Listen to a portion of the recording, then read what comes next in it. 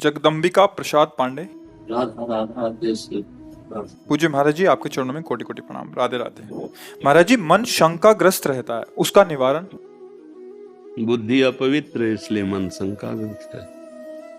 अगर बुद्धि पवित्र हो जाए तो मन शंका रहित हो जाए, क्योंकि बुद्धि का शासन मन पे, मन का शासन इंद्रियों पे, इंद्रियां निर्विषय, हृदय पवित्र। अभी उल्टा है, विषयों के अधीन इंद्रियां हैं, इंद्रियों के अधीन मन है, मन के अधीन बुद्धि है, इसलिए प्रश्नवाचक चिन्ह बना रहता है।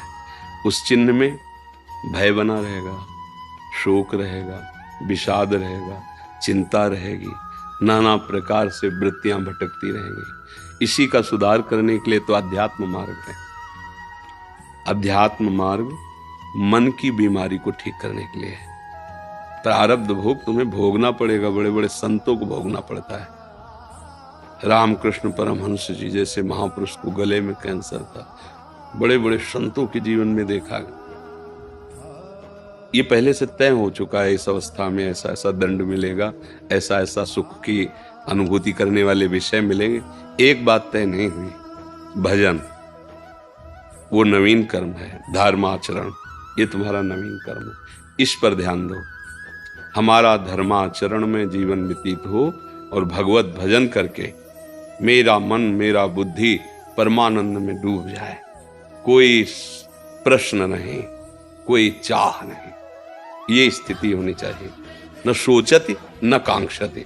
वो कब होगा? ब्रह्मभूता प्रसन्नात्मा न सोचति, न कोई चाह नहीं। जाहि न चाही कबहु कछु, तुम शन सहज स्नेह, बसो निरंतर तासुर सो राउर निज के। जिसके हृदय में कोई चाह नहीं प्रभु के सिवा, निरंतर भजन, ये परमानंद में भगवान यहीं बैठे हैं, सबके यहीं प्रकाशित हो जाते हैं। जब तक हमारा मन बुद्धि पवित्र नहीं होंगे, निर्मल मन जन सो मोह पावा। जब तक बुद्धि पवित्र नहीं होगी तब तक शंकाएं तो बनी रहेंगी। अगर निशंक होना है, निर्भय होना है, निश्चिंत होना है, निशोक होना है, तो भगवान की शरण में होकर उनका नाम जप निरंतर करने का अभ्यास करो, अभी ठीक हो जाएगा। सब शोक सब चिंताएं प्रभु से विमुख होने के कारण है। कार्य वही करो जो गृहस्थी के करते हो, कपड़े वही पहनो जो पहनते हो, बस आहार शुद्ध कर लो और आचरण शुद्ध कर लो, और साथ में नाम स्मरण करो। भगवत आश्रित होकर तुम एक महात्मा ही हो, तुम्हें भगवत प्राप्ति वैसे ही होगी जैसे एक कंदराओं गुफाओं में रहने वाले ऋषि मुनियों की होती है। हमारे आचरण बिगड़ गए, बहुत बुरी तरह हम आचरणों के फिसलन में फिसल गए। जो हमारे आचरण होने चाहिए वो है नहीं, जो नहीं होने चाहिए वो अच्छी तरह से हो रहे हैं। इसी के कारण भ्रम में फंस गई बुद्धि, मलिन हो गई ना। अब नाना प्रकार की चिंताएं, नाना प्रकार के शोक ऐसे छा जाते हैं, और यही शोक और चिंताएं लेकर फिर मर जाते हैं, फिर नया जन्म होता है, फिर नहीं।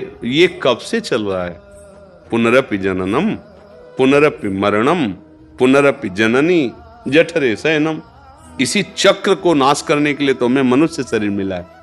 पर ये बात हमारे लोगों की समझ में कम आती है। बुद्धि खराब हो गई, मन खराब हो गया, अब गलत जगह सुख ढूंढ रहा है, पर स्त्री गमन या पर पुरुष गमन, मदिरापान, नशा करना, हिंसा करना, चोरी करना, दूसरे का धन हड़पना। कैसे ये सुख मिलेगा? शांति मिलेगी? कभी कभी नहीं मिलेगी।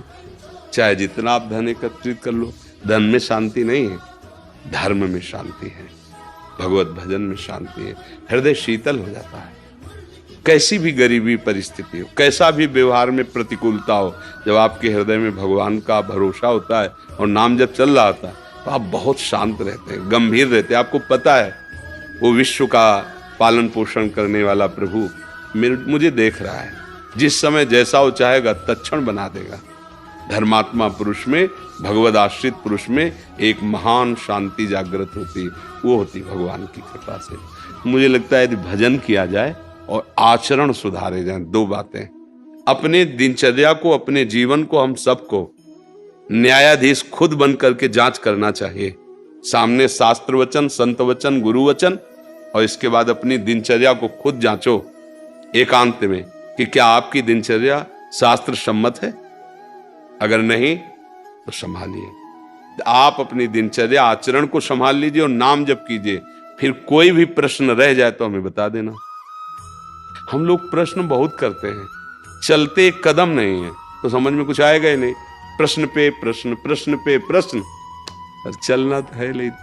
जैसे हम बढ़िया हलवा बनाने की प्रक्रिया सीख लें कि ऐसा इतना आटा डाला जाए, इतना घी डाला, इतनी चीनी डाला, इतना गर्म पानी किया जाए, ऐसे ऐसे बनाया जाए, बहुत स्वादिष्ट स्वास्थ्यवर्धक, पर खाया कभी ना हो बना के, तो जब हम बोलेंगे ना तो रूखा और बेस्वाद नजर आएगा। जब एक बार बना के चख पा के फिर बोलेंगे तो उसकी दृष्टि और चेहरा बताएगा कि हलवा खा के बोल रहा है, वो समझ में।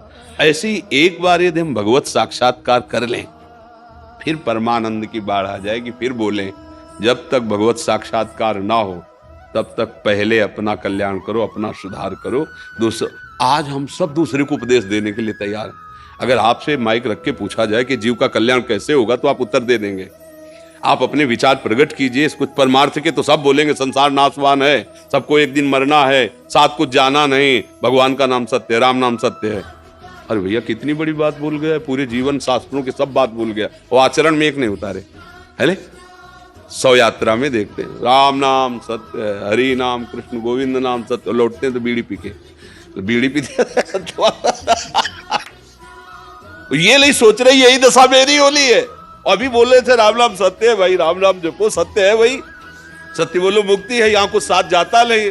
और ज्ञान उपदेश करने के लिए सब तैयार है, लेकिन आचरण में उतारने के लिए बहुत कठिन। इसलिए गोस्वामी जी ने कहा पर उपदेश कुशल बहुत है। मन के प्रतिकूल धर्म में चलाना आग पैदा कर देता है मन, उस जलन को जो सह जाता है वही महात्मा होता है, वही तपस्वी है। बाहर आग लगा के तापना एक बाहरी तपस्या है। काम क्रोध लोभ मोह मद मत्सर का वेग होता है और उसको चुपचाप सह गया, कोई गलत आचरण नहीं किए, धर्म से चला, इसी तपस्या से भगवान मिलते हैं। खूब भजन करो भैया, जीवन का सार भजन है, सब शंकाएं मिट जाएंगी। और भजन के बिना शंका ही शंका है, कहीं निशंक नहीं हो सकते, कहीं चिंता रहित नहीं हो सकते, क्योंकि माया है।